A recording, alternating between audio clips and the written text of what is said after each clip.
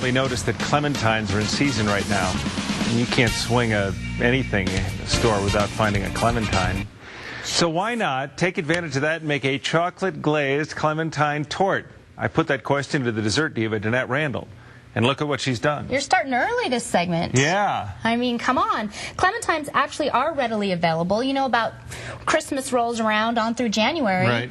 There's clementines everywhere. You think, you know, you're getting a little nice bath ball at the bottom of your stocking, right. But no, it's a clementine. It's a clementine. It's a clementine. So you've decided to make this fabulous dessert using the clementine. I did. I'm making a torte, and I do know how you love the orange mandarin flavor with the chocolate, so I made this for you. What is a torte versus a cake?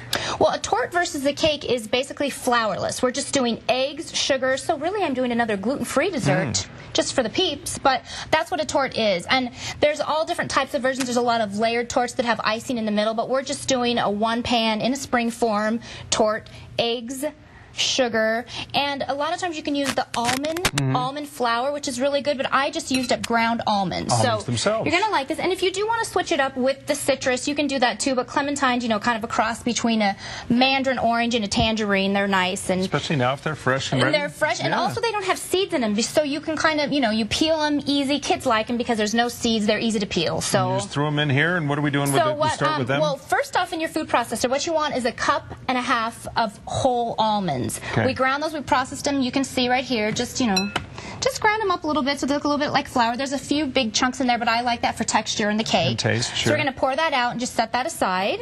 Now, what I have in here is 6 clementines. Peeled just and, put and just thrown peeled. in there as whole once you peel. Absolutely. You just pop them in the food processor.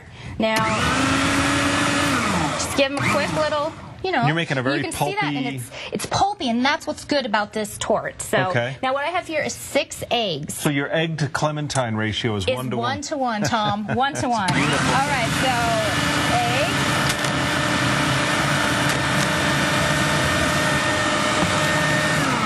For too long because we don't want scrambled torte. So we're just gonna, don't want to get too much air in there, you know. No, not too much air. Yeah. You're such a good listener. Teaspoon of vanilla. Make sure that because this is gluten-free, make sure that you do use pure vanilla because pure vanilla is in fact gluten-free. Okay. Some other vanilla extracts are not. So mix them up.